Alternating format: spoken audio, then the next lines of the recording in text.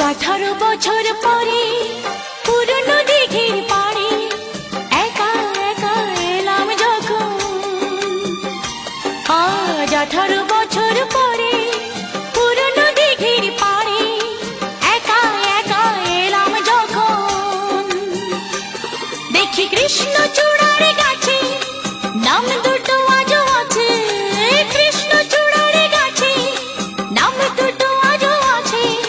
লিখেছিলাম তুমি আর আমি, কিশোর কিশোরী ছিলাম যখন।